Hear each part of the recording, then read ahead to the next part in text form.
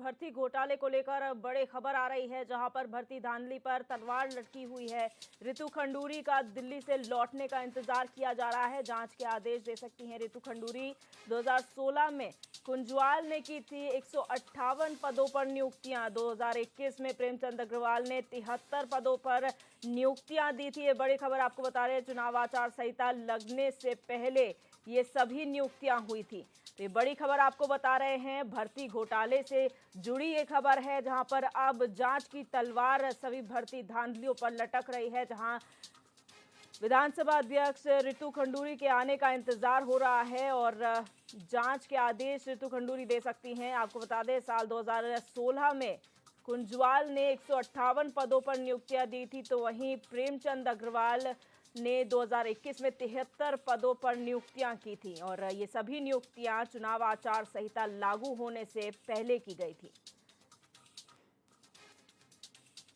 ये बड़ी खबर आपको बता रहे हैं देहरादून से, जहां पर लगातार ही भर्ती घोटाले निकलकर सामने आ रहे हैं। कई बड़े नाम इसमें शामिल हैं और अब विधानसभा में जो नियुक्तियां हुई हैं उसकी धांधली के सामने आने के बाद अब रितु खंडूरी को जो है मुख्यमंत्री पुष्कर सिंह धामी ने एक पत्र लिखा था और जांच करने की मांग की गई थी। तो वहीं अब रितु खंडूरी के लौटने का इंतजार हो रहा है और वो जांच के आदेश दे सकती हैं। और सीधे रुख करेंगे अपने न्यूज रूम का, जहां से हमारे संवाददाता आकाश गौड़ हमारे साथ लाइव जुड़ चुके हैं। आकाश, क्या जानकारी इस मामले में आपके पास है? जिस तरीके से लगातार विधानसभा में जो भर्तियां हुई हैं उसको लेकर पहले से ही लगातार सवाल उठ रहे थे कि आखिरकार कई मंत्रियों के, कई विधायकों के या फिर कई बड़े ऐसे नेता हैं जिनके करीबियों को जो है इसमें नियुक्ति दी गई थी। निश्चित तौर पर कहीं ना कहीं ये मामला लगातार जिस तरह से तूल पकड़ता हुआ दिखाई दिया, चाहे प्रेमचंद अग्रवाल की बात हो,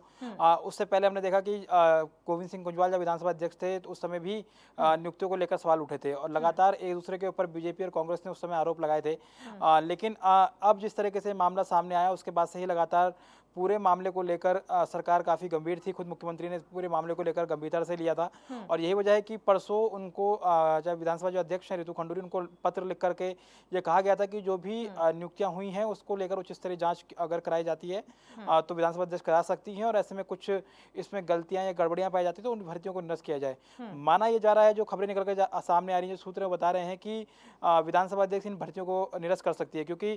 मुख्यमंत्री ने जो पत्र लिखा है उसमें किसी टाइम बाउंड उसमें मेंशन नहीं किया गया है कि पूर्व के में जो भर्तियां हुई हैं उसकी बात वो कर रहे हैं या फिर जो अब तक की भर्तियां हुई हैं। और माना ही जा रहा है कि जो गोविंद सिंह कुंजवाल हों या फिर प्रेमचंद अग्रवाल, इनके समय में जो नियुक्ति हुई हैं उसको विधानसभा अध्यक्ष निरस्त कर सकती है, जो खबरें निकलकर सामने आ रही है।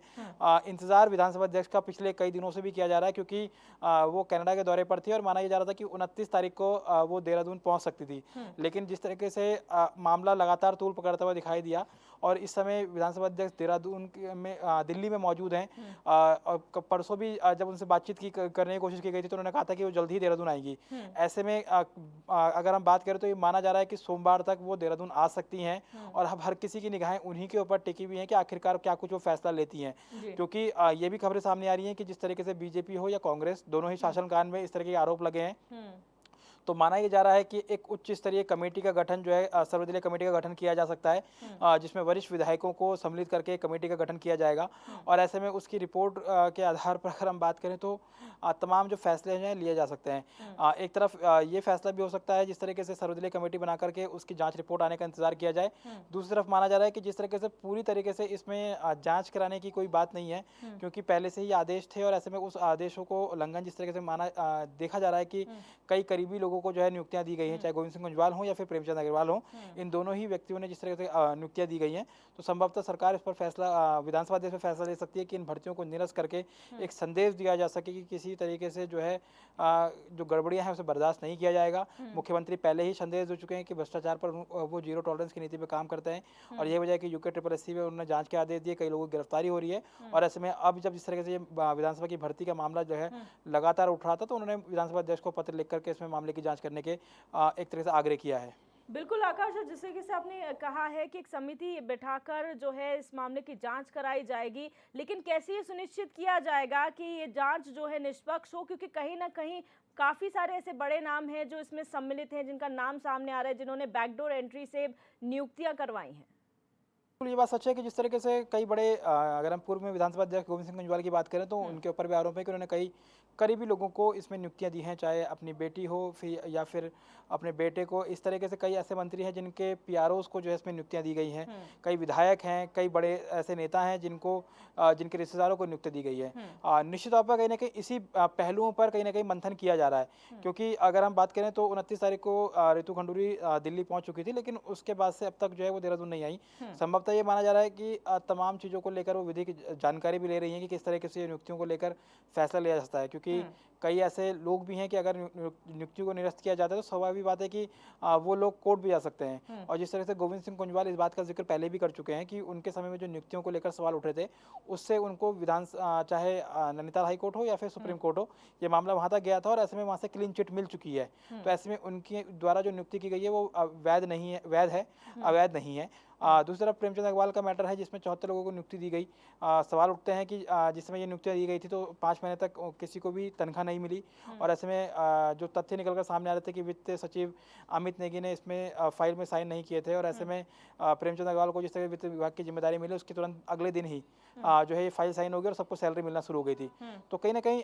एक संदेह निश्चित तौर पर हो सकता है, और यही वजह है कि दोनों ही पहलुओं पर जांच की जा रही है। एक तरफ तो ये मंथन हो रहा है कि क्या सीधे तौर पर दोनों ही कार्यकाल में, क्योंकि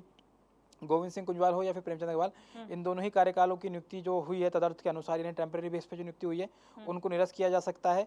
इस पर भी कहीं ना कहीं जानकारी हासिल की जा रही है, मंथन कहीं ना कहीं चल रहा है कि अगर निरस्त की जाती है तो फिर किस तरीके का रुख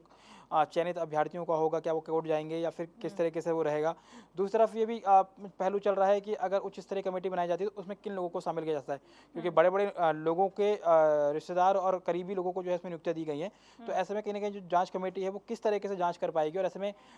जो आम लोग हैं उसमें किस तरह से मैसेज आएगा, क्योंकि जिस तरीके से अगर किसी विधायक को सम्मिलित किया जाता है तो उसके करीबी लोग, क्योंकि इसमें ऐसा नहीं है कि एक ही दल के किसी लोगों को लगाया गया है, बीजेपी और कांग्रेस दोनों के ही दलों को इसमें लगाया गया है। तो ऐसे में किस तरीके से निष्पक्ष जांच हो सकती है, और ऐसे में उच्च जो कमेटी बनाई जाएगी उस पर किस तरीके का भरोसा आम लोगों को हो कि वो सही जाँच कर सकती है। तो ये दोनों ही पहलू हैं जिस पर मंथन किया जा रहा है, और ऐसे में अब इंतजार केवल रितु खंडूरी का है। माना जा रहा है कि सोमवार को वो देहरादून पहुंच सकती हैं, और देहरादून पहुंचने के बाद ही कहीं ना कहीं स्थिति क्या है, क्या उन्होंने निर्णय लिया है, क्योंकि उनके डिसीजन को लेकर हर किसी की निगाहें इसलिए भी हैं क्योंकि एक सख्त निर्णय कहीं ना कहीं वो लेती हैं। और ऐसे में कह सकते हैं कि पहले महिला विधानसभा अध्यक्ष हैं, और जिस तरीके से हमने देखा था कि पहले भी उनका जो डिसीजन निकलकर सामने आया था कि जो तमाम नियुक्तियां हुई थी उनमें से जो लगातार जो लोग थे उनको एक तरीके से अटैचमेंट जो है किया गया था। कई मंत्रियों के साथ अटैचमेंट थे, कई मुख्यमंत्री आवास में थे, लेकिन कई विधानसभा उनको सैलरी दे रहा था, लेकिन किसी को मालूम नहीं था कि वो लोग कहाँ नौकरी कर रहे हैं या उनसे किस तरह काम लिया जा रहा है। और ये वजह है कि उन्होंने उस समय डिसीजन लिया था कि सभी अटैचमेंट को निरस्त किया गया था। उस समय भी कहीं ना कहीं उनकी सराहना हुई थी इस फैसले को लेकर के कि अटैचमेंट रद्द करके जो है सबको अपने मूल तैनाती यानी कि विधानसभा में उन्हें सेवाएं देने के लिए कहा गया था। तो ऐसे में अब सबकी निगाहें कहीं ना कहीं रितु खंडूरी पर हैं कि जब वो सोमवार को आती हैं तो क्या कुछ फैसला लेती हैं। बिल्कुल आकाश, बहुत शुक्रिया हमारे साथ जुड़ने के लिए।